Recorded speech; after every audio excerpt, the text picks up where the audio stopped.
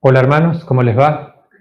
Un gusto para mí poder estar aquí con ustedes para compartir algo acerca de este tema de la dadivosidad sistemática.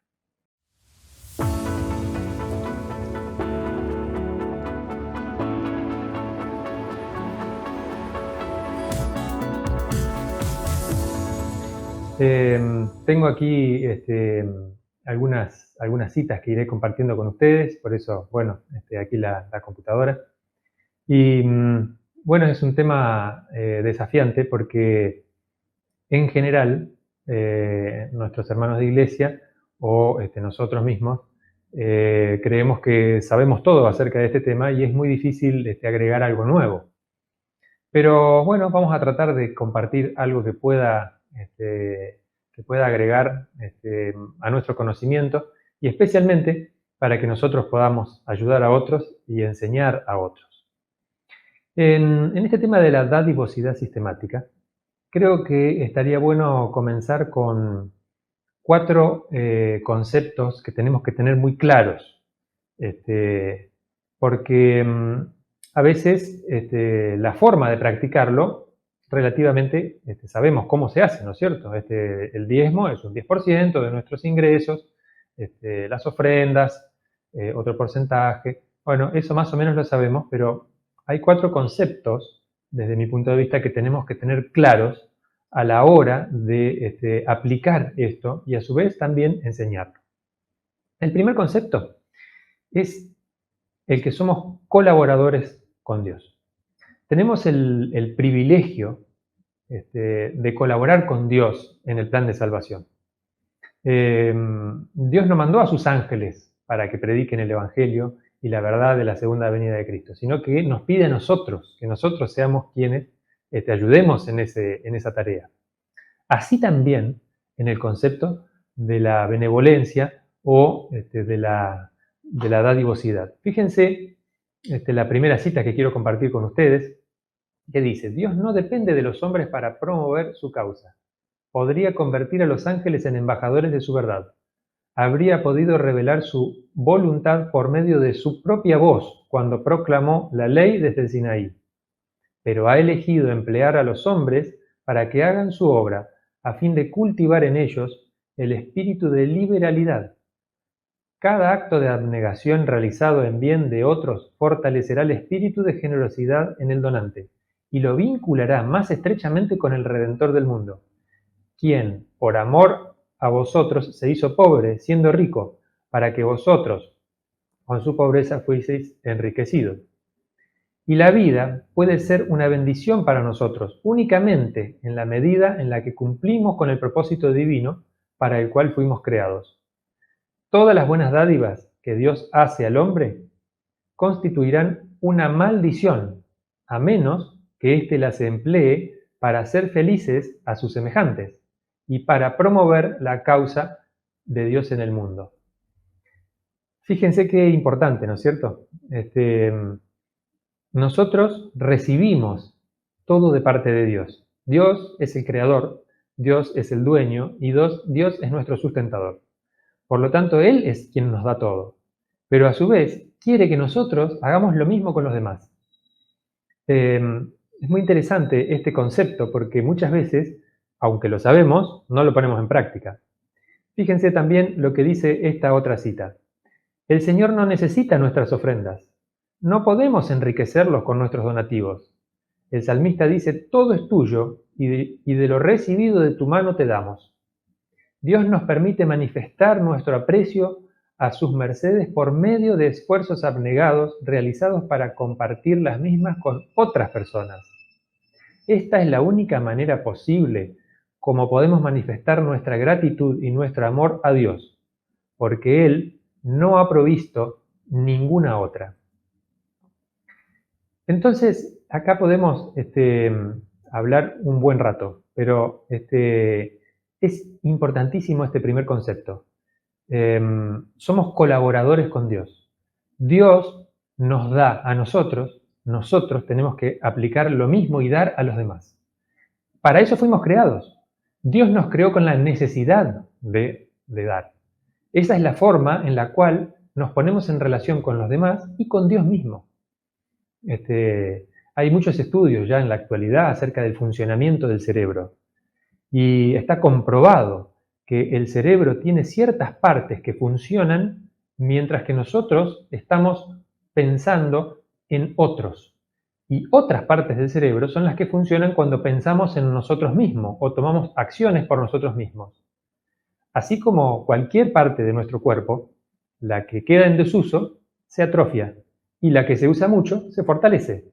Por lo tanto, Dios sabe que necesitamos utilizar esa parte de nuestro cerebro en la que tenemos que dar a los demás. Así como Él nos dio a nosotros, nosotros tenemos que dar a los demás.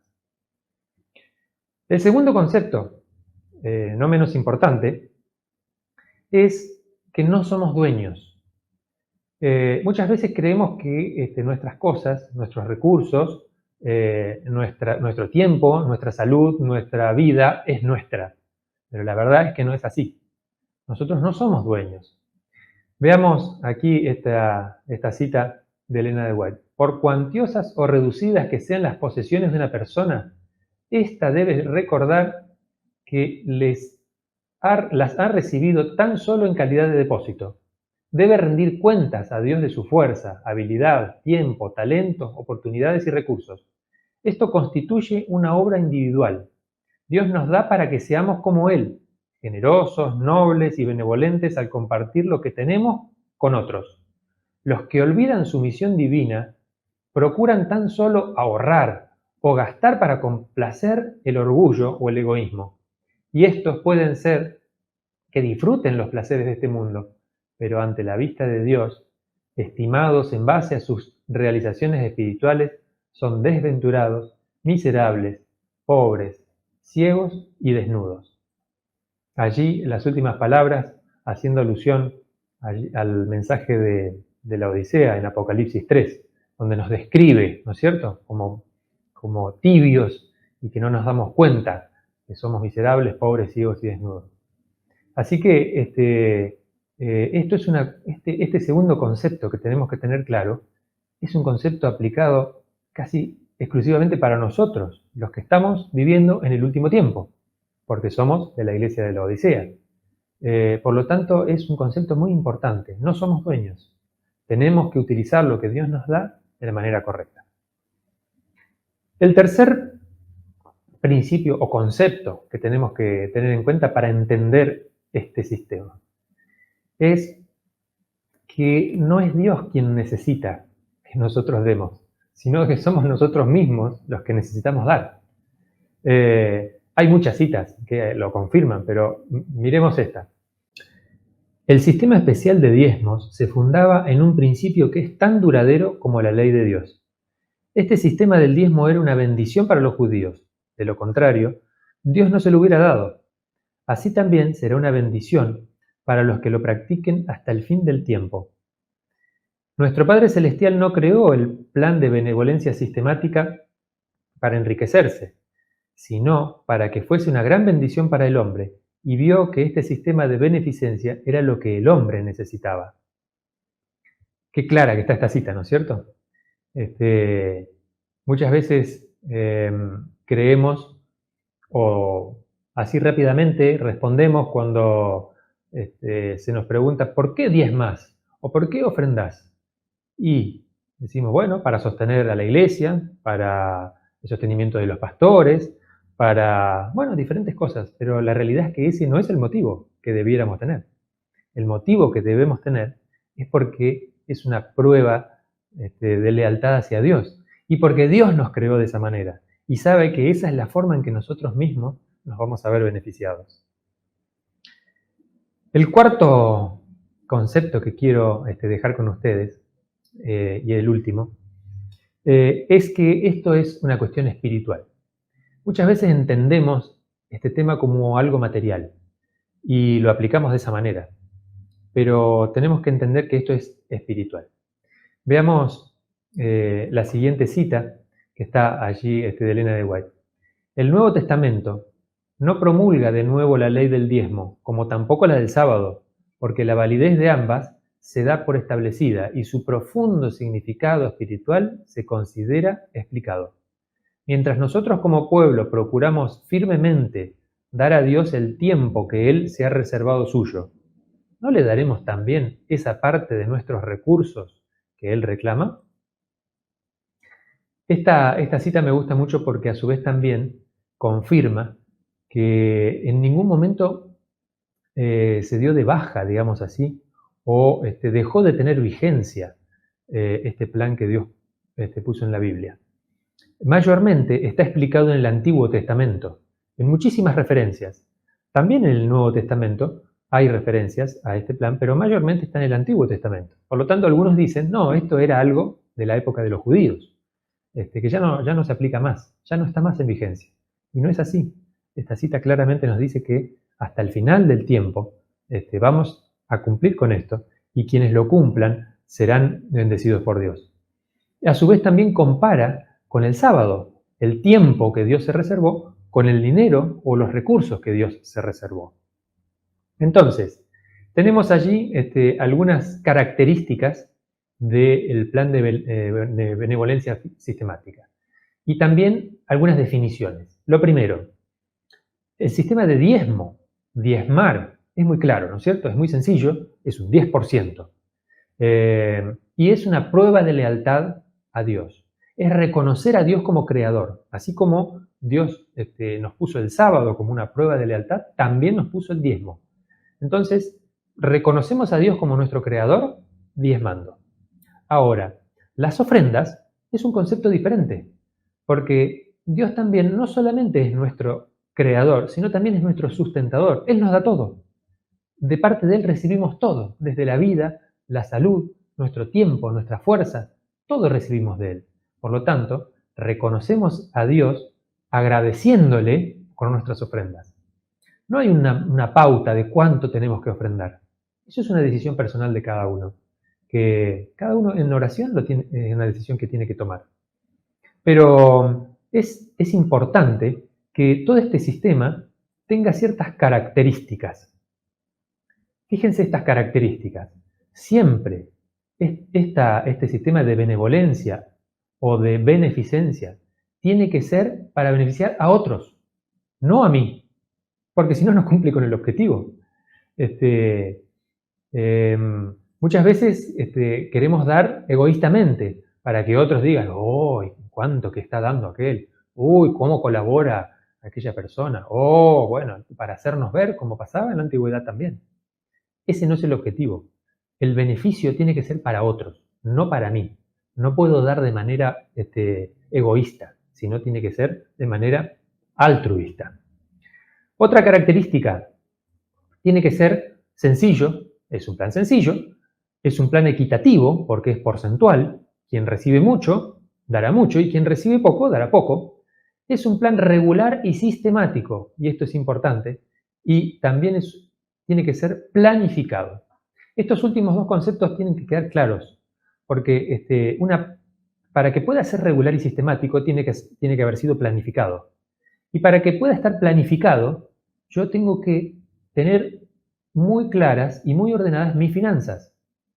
Es importante tener un presupuesto, armar un presupuesto familiar o personal, tener ya contemplado el porcentaje de ofrendas que voy a dar. Por supuesto, el de diezmo ya está estipulado, es un 10%, pero el de ofrenda, ¿cuánto voy a dar? No utilizar ese dinero para otra cosa y después devolverlo.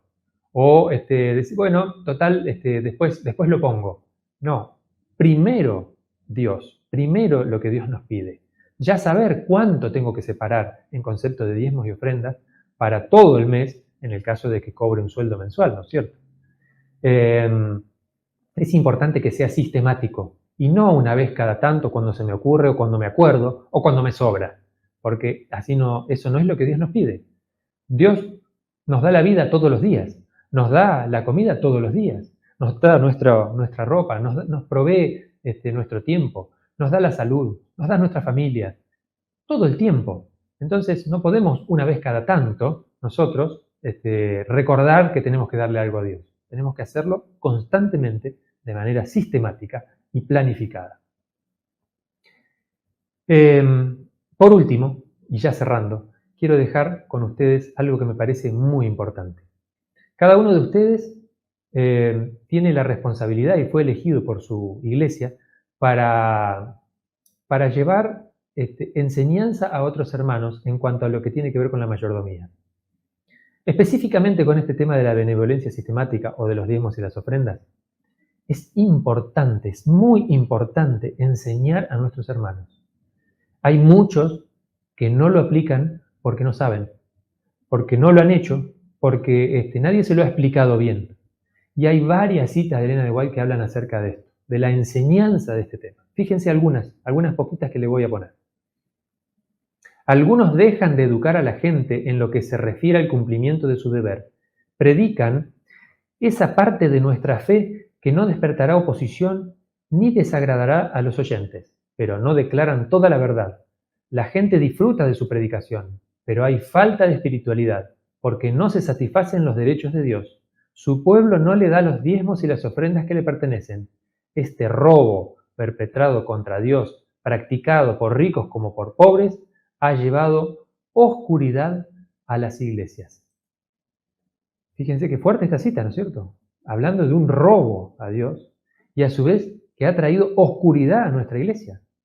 ¿Cuántas bendiciones nos hemos perdido de recibir en nuestras iglesias porque tenemos oscuridad con respecto a este tema? Fíjense otra cita. El veedor de la grey de Dios debería cumplir fielmente su deber. Si por la sola razón de que una cosa no le agrada decide dejarla para que otro la haga, no está siendo un obrero fiel. Debe leer en Malaquías las palabras del Señor con las que acusa al pueblo de robar a Dios al retener los diezmos. El Dios Todopoderoso declara, malditos sois con maldición. Cuando el que ministra en palabra y doctrina ve que el pueblo adopta una conducta que acarreará esta maldición sobre él, ¿cómo puede descuidar su deber de instruirlo y amonestarlo? Cada miembro de iglesia debiera ser enseñado a ser fiel en el pago honrado del diezmo. También muy fuerte, ¿no es cierto? Elena de White tiene unas cuantas citas más, pero yo quiero compartir con ustedes la última, y es esta.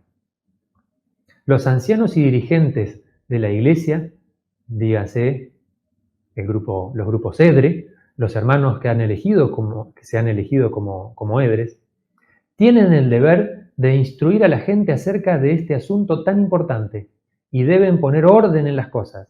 Como obreros juntamente con Dios, los dirigentes de la iglesia deben actuar con firmeza en lo que concierne a este asunto claramente revelado.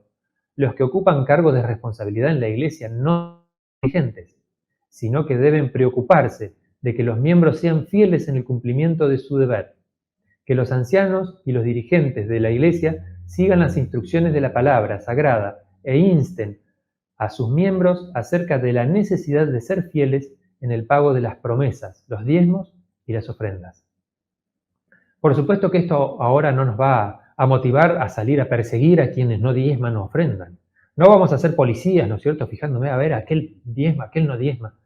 Claro que esto tiene todo un trasfondo espiritual. Por lo tanto, lo que yo estoy buscando es la salvación de esa persona. Entonces, de esa manera tengo que hablarle, de esa manera tengo que acercarme, con tacto, con cariño, con palabras suaves, acordándonos de que esto es una cuestión espiritual, que es un beneficio para cada uno de los que lo practican. Así que te animo, hermano, a que puedas transformarte en un maestro, en un profesor acerca de este tema. Y como tarea, te voy a dejar dos tareas. Dos tareas les voy a dejar para que puedan hacer una vez terminado este tema. La primera tarea es que puedas leer un capítulo muy cortito del libro Consejo sobre Mayordomía Cristiana. Yo tengo aquí la edición vieja, ¿se acuerdan de los viejos? Pero ya ahora son de color azul. Aquí se los voy a poner en la pantalla. Consejo sobre Mayordomía Cristiana. En la sección 3, que se llama Lo que Dios se reserva, leer el capítulo 22. Dice, educación impartida por los ministros y dirigentes de la iglesia. Son poquitas páginas, de la 109 a la 112. Esta es la primera tarea que les dejo. Lean ese capítulo. Es muy importante. y tiene consejos muy prácticos acerca de enseñar acerca de esto a nuestra iglesia. Y por último, la última tarea, les pido que les aconsejo que puedan tener este libro, Libertad Financiera. Este es un libro muy bueno, sacado por nuestra casa editora. Hace no mucho tiempo atrás, escrito por Guillermo y Carlos Biaggi. Es un libro excelente, cada uno de nosotros debiera tenerlo. Allí, en la sección 3, en los temas específicos, el capítulo número 10, se trata sobre el cálculo del diezmo y las ofrendas. Y tiene temas interesantísimos y muy prácticos acerca de muchas preguntas que surgen en las iglesias. Por ejemplo, ¿debo diezmar y ofrendar sobre el ingreso bruto o neto? ¿Cómo hago si soy empleado? ¿Cómo hago si soy comerciante? Dueños de empresas. ¿Cómo calculo el ingreso si no tengo el balance contable o lo tengo recién a fin de año? ¿Debo diezmar mi jubilación? ¿Debo diezmar otros ingresos adicionales? ¿Se deben diezmar las herencias? Y así varias preguntas claras y concisas y respuestas sugerentes para cada una de ellas. Es un capítulo interesantísimo. Se los recomiendo. Libertad financiera. Si lo pueden conseguir y tenerlo, leerlo entero, por supuesto, es mucho mejor, pero les aconsejo ese capítulo. Hermanos, muchas gracias por habernos acompañado, gracias por haber estado presentes en este tema. Les dejo un gran abrazo, bendiciones del cielo para cada uno de ustedes.